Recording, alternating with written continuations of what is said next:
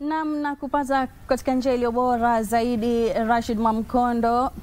Tumekuandalia mengi tu kutoka huu kanda wa Pwani, ambapo hii leo tunaye mheshimiwa katika eneo hili. Vile vile bado tunashuhudia mambo ya ubomozi wa jengo hilo, lakini tunaachia serikali kuhakikisha kwamba hali hiyo imeweza kuwekwa sawa. Na barabara kabisa, mpenzi mtazamaji, ni Ijumaa njema ya siku ya 10 ya mwezi Aprili mwaka wa 2025. Karibu ndani ya Kuzacha awamu ya Mambo Bayana. Kumbuka unatupata mubashara kupitia runinga yako ya KBC Channel 1. Vile vile unatupata kupitia kurasa zetu za YouTube @KBC Channel 1. Mtazamaji, tuko moja kwa moja kutoka hapa kaunti 001 mjini Mombasa, ambapo kama kawaida katika kipindi hiki cha Mambo Bayana tunao wageni mbalimbali. Na ubavuni mwangu hii leo nimebahatika kuwa naye Mheshimiwa Fatma Swale Mote, ambaye almaarufu anafahamika kama Fatma Kushe, ambapo hii leo ana mengi ambao anaenda kutuelezea. Mada yetu kuu ikiwa ni kuhusiana na uchaguzi wa ODM ambao tayari umeng'oa nanga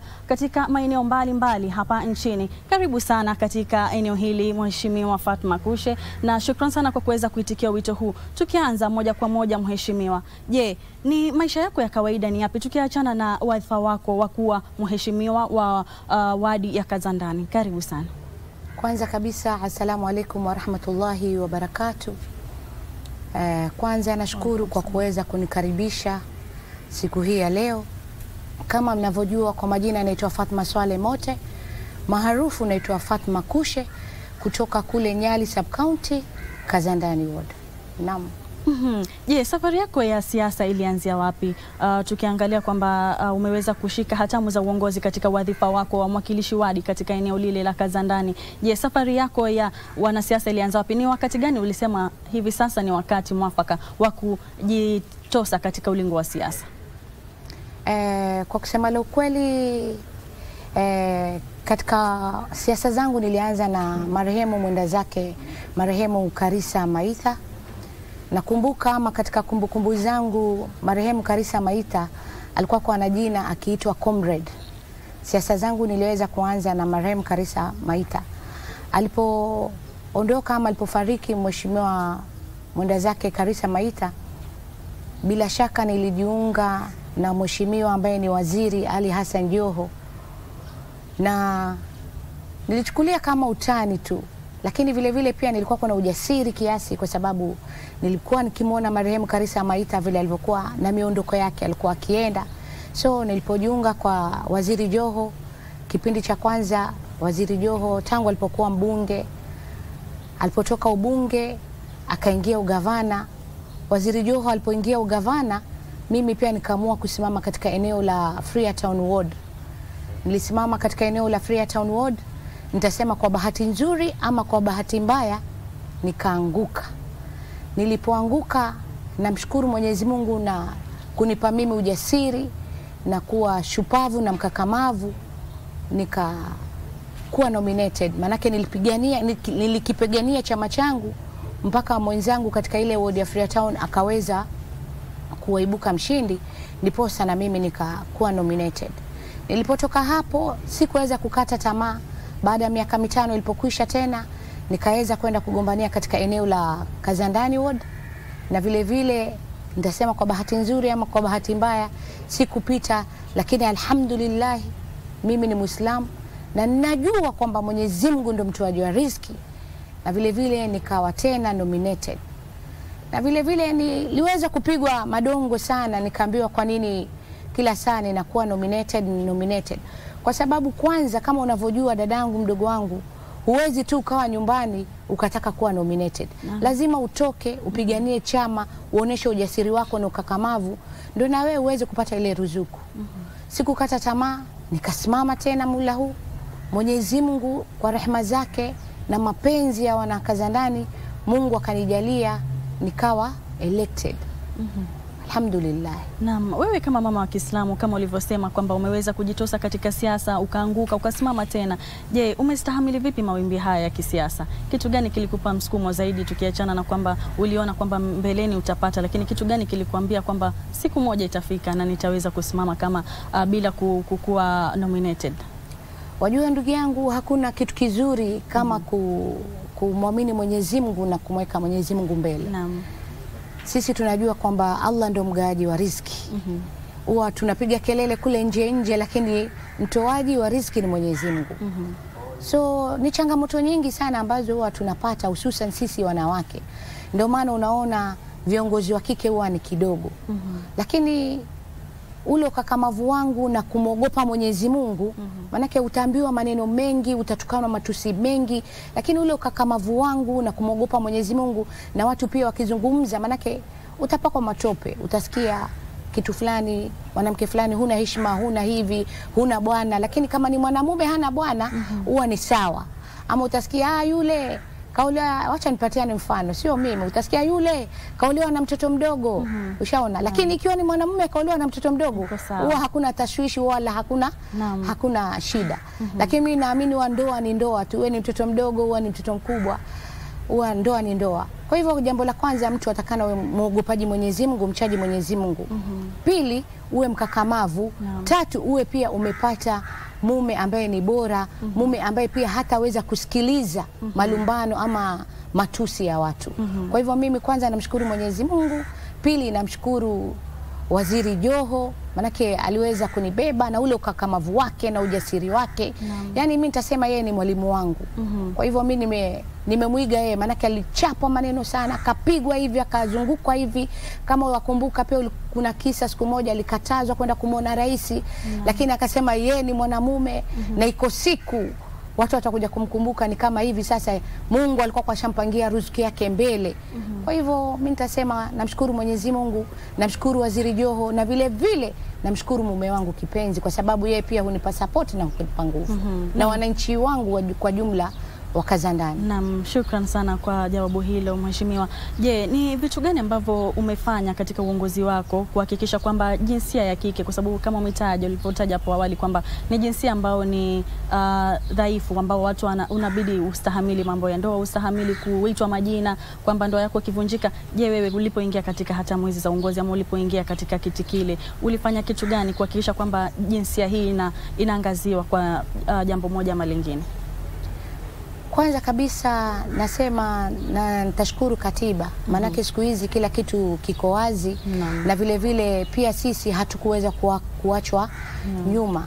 Katika wanawake ambao wanasikika, alhamdulillah, sijisifu lakini nitasema mimi nasikika, manake kila dhulma pengine ikifanyika pengine ya wanawake huwa mimi niko mbele. Kama uliwahi kusikia kuna dhulma ambazo ziliweza kufanyika pale Bombolulu, pale vitandani, wenyewe wanakuita vitandani. Wanawake waliweza kunyanyaswa, na ambao waliwanyanyasa si wengine, ni ndugu zetu hawa wa kiume. Manake kwa kusema kweli pale kulikuwa kitandani kunajulikana kama vile kuna hapa Mombasa kuna sehemu inaitwa Msufi Mkavu. Kule kwetu Bombolulu kuna vitandani. Wale wanawake waliweza kunyanyaswa sana. Utaona wengine waliweza kupigwa, wengine waliweza kuvuliwa nguo. Kwa kusema kweli, uongozi ni dhamana, uongozi ni dhima mbele ya Mwenyezi Mungu. Na kesho utakwenda kuulizwa. Niliweza kujitosa, nikaenda pale nikakaa na ndugu zangu, nikawazungumzia, nikawaambia wengine ile biashara wanaoifanya si nzuri, waweze kubadilika. Na baadhi ya watu waliweza kunisikiliza. Kando na hivyo, kando na hilo, kuna mambo kadha ambayo yaliweza kuchipuka. Mfano mdogo tu, watu tunaambiwa kwamba mwanamke ni adui wa mwanamke mwenzake, lakini kimimi ile siwezi kuamini. Mimi najua sisi wanawake tunapendana na siwezi kuwa adui wa mwanamke mwenzangu. Ndio maana unaona jambo la wanawake likitokea huwa sisi tunasimama kidete. Mfano mdogo tu dadangu naweza kukwambia. Nafikiri kulikuwa kuna ile tetezi ya Sonko na Shebesh, kama wakumbuka. Tuliweza kupigwa mawe sana. Lakini kitu ambacho nashukuru na namshukuru dadangu Shebesh, aliweza kusimama strong. Japokuwa pia kuna wanawake wengine waliweza kumpiga mawe, lakini mimi ningependa ama ningewaambia pia wananchi wa Mombasa ama wanawake wa Mombasa tuweze kuwa kitu kimoja na tuweze kuhurumiana, manake shida ya mwanamke ni shida ya mwanamke vile vile. Na upande mwingine pia nashukuru pia tumeweza kupeleka pads katika mashule mitaani, kama mtaa wangu nitasema mtaa ambao ni kijiji kinyonge na cha kimaskini kama Moroto vile vile, manake kijiji kile ni cha watoto ambao ni maskini. Na vile vile pia sitaacha kusema kwamba kama kuna mtu pengine ana ruzuku yoyote aweze kuniletea katika kijiji changu cha Moroto.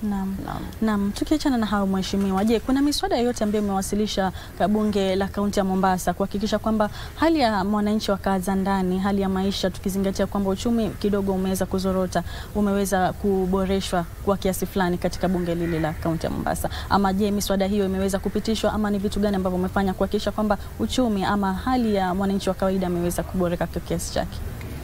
Kwa kusema la ukweli, saizi maisha ni magumu sana. Manake ukiangalia kuna watu pengine wanakula mlo mmoja kwa siku, ama kuna watu wanakula milo miwili kwa siku. Hata ukiangalia siku hizi utaona mtoto pengine anapewa shilingi 10 peke yake akitoka asubuhi, hata kile kiamsho kinywa hakuna. Na mimi ni jukumu langu kama mwakilishi wa wodi wa Kazandani kuhakikisha maisha ya watu wa Kazandani yako katika hali ya nafuu. Kuliletwa mswada na kitengo cha environment kwamba kila nyumba inatakana iweze kulipishwa 500 kwa sababu ya kuzoa takataka ama kutoa taka katika majumba, na vile vile kuhusu mambo ya mita za maji. Kwa kusema kweli, mimi huo mswada niliupinga kwa sababu nikiangalia mimi watu wangu wa Kazandani kwanza ni wanyonge. Niliuliza tu mwenzangu, mimi naupinga mswada huu kwa sababu kule Kazandani watu wangu wanakula sima na omena.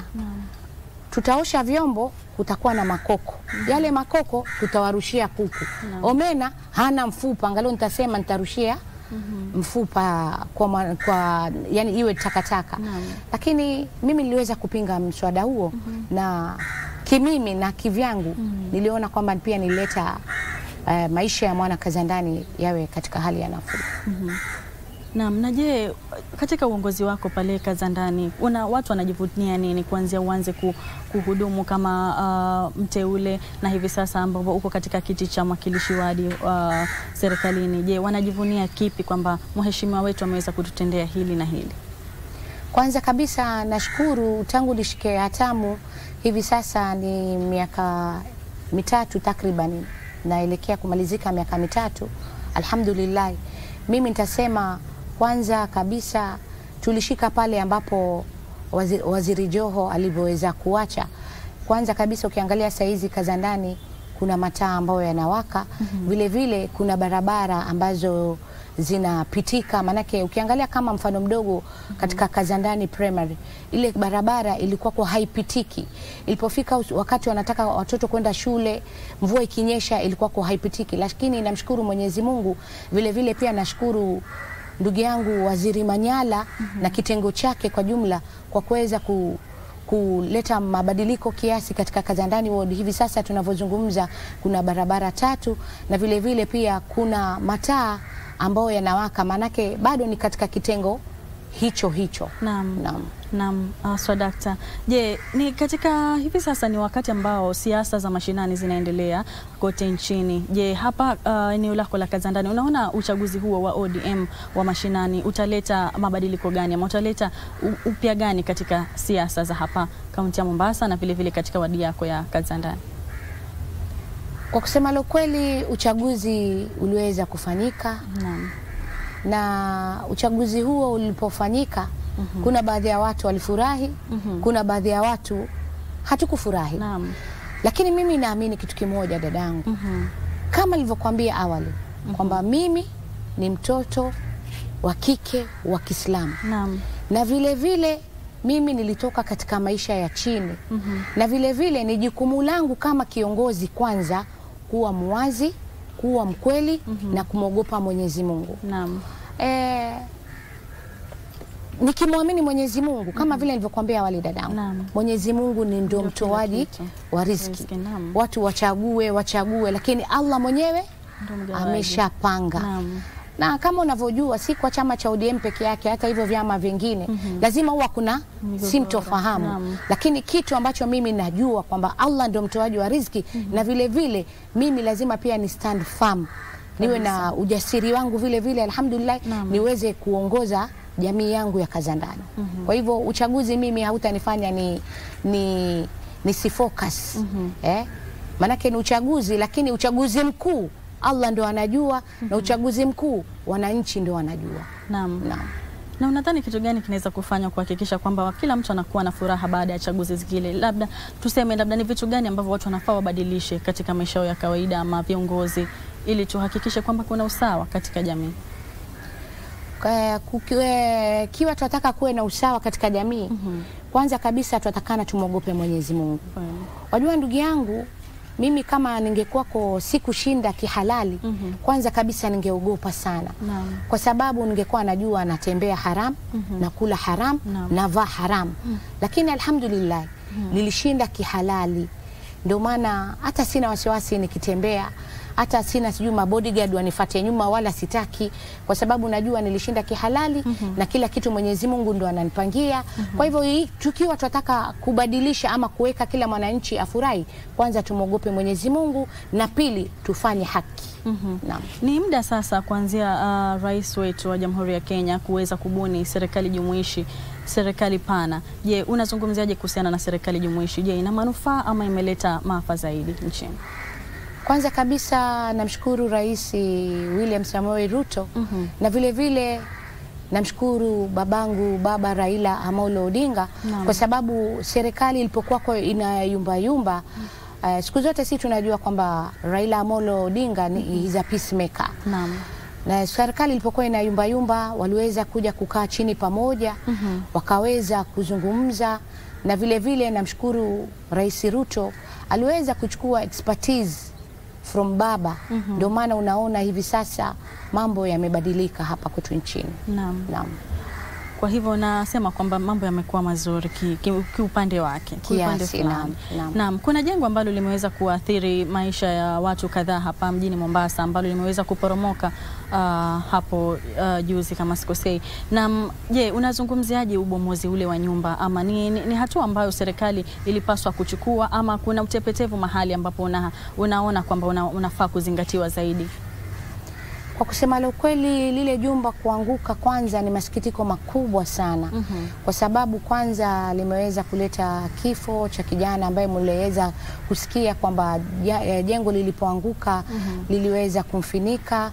Nasema pole kwa niaba ya familia, Mwenyezi Mungu awape subra katika huu wakati mgumu. Lakini wakati jambo hili ambalo limetokea katika muhula ambao nilikuwa katika uongozi miaka 10 iliyopita, sikuwahi kusikia jambo kama hili limeweza kutokea. Na vile vile Gavana Abdulswamad Sharif Nassiri ameweza kuandika watu kazi. Kuandika kazi ni lazima na wao wajukumike ama wajibidiishe, si kulala katika maofisi. Ni jambo la kusikitisha, nitasema ni kwamba kitengo hicho cha ardhi ni kitengo ambacho kimezembea sana, kimezembea sana katika utendaji kazi wake. Manake kama wangekuwako wanafuatilizia, wakitoa approval wanafuatilizia ujenzi kuanzia mwanzo mpaka mwisho, hakungekuwa na maafa. Manake tumesikia malalamishi mingi, mara sijui lifti imeangusha watu, mara sijui kuna nyumba inajengwa nyingine inadidimia. Huu mkasa wa juzi ambao umeweza kutokea, wallahi ni jambo la kusikitisha sana. Na mimi vile vile sitakuwa na uoga ama sitakuwa na kigegezi kuweza kumwambia gavana wangu, yeye anafanya kazi nzuri sana, lakini aweze pia kubadilisha mawaziri ambao hawafanyi kazi. Nitasema waende zao nyumbani tu, aweze kuwa kama vile William Samoei Ruto aliweza kuchukua expertise from baba, yeye pia aweze kuchukua expertise from Joho, kwa sababu waziri Joho alikuwa ameweka watu ambao ni wachapa kazi, alafu ni watu ambao pia wana ubinadamu, alafu ni watu ambao pia walikuwa hawana kiburi. Mimi siogopi kusema hivi. Manake mimi ni kiongozi na kesho Allah atakwenda kuniuliza. Hivyo nikificha mambo mengine haitakuwa sawa. Jambo lilofanyika ni jambo ambalo si sawa. Na vile vile ukiangalia kama ndugu zetu hapa nchi jirani Tanzania, wakati jengo lilipoanguka, Watanzania walikuja pamoja.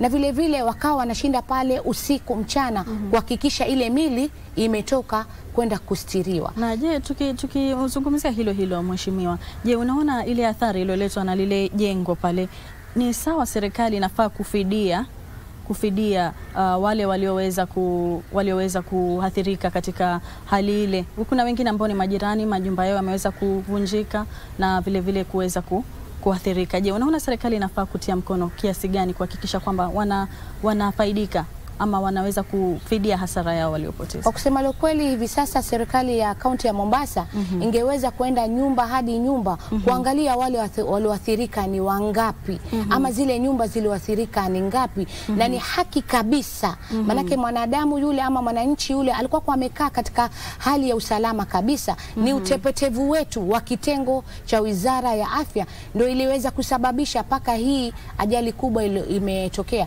Kwa hivyo ni sawa kabisa serikali ya kaunti kuweza kufidia hizo hasara ambazo zimetokea, na vile vile naomba tena nasisitiza muhusika kama vile gavana alivyozungumza kwamba aliweza kupeleka watu wawili nyumbani. Wale watu wawili nyumbani wamepelekwa, lakini ndugu yangu, acha nikwambie kitu kimoja. Mtu akianza kutawadha yuanza mkono, sawa, alafu kisha akaenda pua, kisha mwisho akamaliza na miguu.